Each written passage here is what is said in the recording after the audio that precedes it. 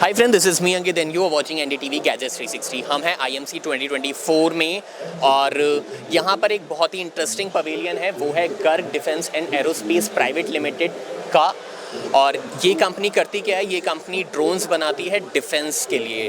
तो कंपनी ये क्या काम कर रही है, आइए जानते हैं। हमारे साथ कंपनी के मैनेजिंग डायरेक्टर हैं गर्ग गर्ग एंड शिखर राजबेरी, जो चीफ कम्युनिकेशन इंजीनियर हैं। हम जानते हैं कि कंपनी किस तरीके के ड्रोन्स बना रही है। तो सबसे पहले हम जानते हैं गर्ग गर्ग से कि कंपनी किस तरीके के ड्रोन्स बना रही है और किस तरीके का आगे इनके पास प्लान्स हैं और अच्छे ड्रोन्स बनाने का।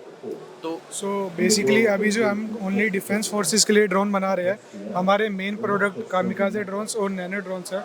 इसके अलावा हम अभी कमर्शियल सेक्टर में भी एंट्री लेने वाले हैं, like surveillance drones and thermal surveillance drone के साथ। तो हमारा जो कामिकाजे ड्रोन्स है उसका मेन एडवांटेज है कि वो इस फॉर्म फैक्टर के अंदर 4.5 kg एम्यूनिशन कैरी कर सकता है। 4.5 kg of ammunition at 160 km/h speed, and it can be worked in GPS denied areas, and we have an option of like using custom made radio modules which can be worked with military frequency and military bands. So there is like very less chance of getting jammed in areas where jammer is present, because आज के time में ये बहुत बड़ा issue है कि anti drone jammer हर जगह present है।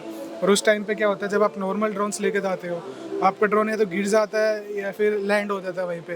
लेकिन हमने GPS डिनाइड और एंटी जैमिंग टेक्नोलॉजी यूज़ की है, जिसके थ्रू ये उन एरियाज़ के अंदर भी फ्लाई करेगा जहाँ पे आपके जैमर्स लगे हुए हैं। तो आपके मिशन कंप्लीट होने की पॉसिबिलिटीज़ बहुत ज़्यादा है। गर्म अभी डिफेंस सेक्टर में जो है काफ़ी सारे ड्रोन्स का इस्तेमाल हो रहा है, काफ़ी सारी वर्ल्ड वॉर्स चल रही हैं। अगर बात करें ईरान इसराइल की, यूक्रेन और रशिया की, तो वहाँ पे काफ़ी तरीके से ड्रोन का इस्तेमाल हो रहा है। तो हम लोगों ने ऐसे अपने इंडिया डिफेंस को मजबूत करने के लिए ऐसे कौन से ड्रोन्स बनाए हैं, तो आप मेरे को एक बार उनके बारे में थोड़ा सा बताइए। बेसिकली जो रशिया यूक्रेन वॉर के अंदर यूज हो रहे हैं वो भी इसी टाइप के कामिकाजे ड्रोन्स है। वो थोड़े आप कह सकते हो चीप वर्जन ऑफ ड्रोन्स है, like they are meant to be disposable drones, one time use. कि आपने उसके ऊपर एम्यूनिशन लगाया किसी भी टाइप का, RDX, TNT, पैका, और उसको ब्लास्ट कर दिया, फिर मोटार्स भी यूज़ कर सकते हो। लेकिन ये उसी का आप थोड़ा सा एडवांस्ड वर्जन कह सकते हो, जिसके अंदर अपने GPS डिनाइड टेक्नोलॉजी यूज़ की है, कस्टम रेडियो मॉड्यूल यूज़ की है, जिसके अंदर ये उन एरियाज़ के अंदर भी फ्लाई करेगा जहाँ पे जैमर्स प्रेजेंट है। और साथ में इसके अंदर एक और चीज़ है, हमने स्पेसिफिक कॉन्फॉर्मल कोटिंग की है कुछ पार्ट्स के ऊपर, जिसके थ्रू इसका डिजिटल सिग्नेचर कम हो जाता है। तो ये थर्मल और IR रेडार के अंदर भी डिटेक्ट नहीं होंगे आपके ड्रोन्स। अच्छा, मैं शिखर से पूछना चाहूँगा, एक बहुत बड़ा रडार सिस्टम जो ड्रोन्स को कैच कर लेता है, तो हमारे पास इन ड्रोन्स में ऐसी क्या फीचर्स हैं कि ये रडार पर ट्रैक ना हो? तो रेडार का मेन ट्रैकिंग मैकेनिज्म होता है कि वो सरफेस से रिफ्लेक्ट होके वापस रिसीवर पे आता है। उससे वो रिफ्लेक्शंस कम करने के लिए हमने ड्रोन के मेन कंपोनेंट्स को या तो कार्बन फाइबर डिज़ाइन करा हुआ है या तो कोटिंग कर रखी है, ताकि या तो वो अब्जॉर्ब हो जाएं या तो रिफ्लेक्ट होकर ऐसे एंगल पे जाएं कि वो वापस रिसीव नहीं होंगी। उसके ऊपर भी फिर रेडार क्रॉस सेक्शन अगर आ भी गया, क्योंकि इस पर कुछ इलेक्ट्रॉनिक कंपोनेंट्स हैं, पर अगर रेडार क्रॉस सेक्शन आ भी गया तो इतना माइन्यूट आएगा कि वो आराम से डिसमिस कर सकते हैं कि कोई बर्ड उड़ रही है, कोई इंसेक्ट उड़ रहा है, बिकॉज उनका भी बेसिकली हर लिविंग ऑब्जेक्ट का अपना रेडार क्रॉस सेक्शन आता है, बिकॉज उन सब भी एम रेडिएशंस होती हैं। तो इसका हमने इतना मिनिमाइज कर दिया टू द पॉइंट कि मेजर रेडार्स पे तो डिटेक्ट होगा ही नहीं, और अगर काफ़ी स्पेशलाइज रेडार में भी आ गया तो मैक्स टू मैक्स उनको लेके या तो कोई बर्ड है या तो कोई और वैसा कोई एनिमल है जो आ गया बीच में। But even worst case scenario, even if detect हो गया, तो इसका मिशन यूजेज ही ऐसा होता है कि by the time it gets detected and लोग अलर्ट होते हैं, it will already have done its job. Shikhar, हम इसको एक सुसाइड ड्रोन्स भी बोल रहे हैं, तो सुसाइड ड्रोन्स के बारे में कुछ बताइए, क्या है ये बेसिकली? तो सुसाइड ड्रोन्स का मेन आइडिया होता है that they are meant to go in and attack the target using themselves as the weapon. Like इसीलिए इन पे इसीलिए इनका कैरेज कैपेसिटी होता है even compare to the form factor, ताकि ये इनका डैमेज डिसेंट हो पाए।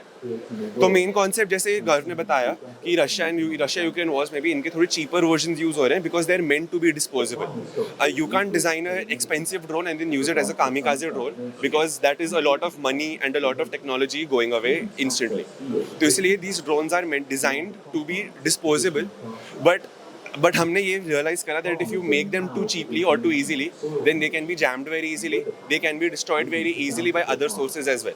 एंड अगर they will be of no use, अगर आप ड्रोन्स बना लेते हो, चीपली ड्रोन्स बना रहे हो और वो मिशन के टाइम पे फेल हो जा रहा है, तो उसका कोई यूज केस ही नहीं है, वो मनी आपका वेस्ट है। तो इससे अच्छा हमने सोचा कि थोड़ा और मनी ऐड ऑन करके हाई क्वालिटी प्रोडक्ट बनाए जिसका फेलियर के चांसेस थोड़े से कम रहे। एंड मिशन सक्सेस रेट भी उससे सब्सटैंशियली इम्प्रूव हो जाए ताकि ये अपना काम करे, मिशन भी पूरा हुए और हमारा इन्वेस्टमेंट भी वेस्ट ना हो। Okay okay. एंड इसके अलावा यहाँ पे कुछ छोटे ड्रोन्स भी रखे हुए हैं, बहुत छोटे छोटे ड्रोन्स हैं। इनका वेट जो है बैटरी के साथ 40 ग्राम है, तो उसके बारे में भी तो बेसिकली हम अभी नैनो ड्रोन के अंदर भी डेवलपमेंट स्टार्ट कर रखी है। तो हमारे पास अभी 2 नैनो ड्रोन्स अवेलेबल है, उनमें से एक का वेट 25 ग्राम्स है 25 या एग्जैक्टली, और विद बैटरी 45 ग्राम्स है, सॉरी 40 ग्राम्स। यूज कहाँ पे है? तो मेनली इनका जो यूज़ है वो रूम इंटरवेंशन ऑपरेशंस के अंदर होता है।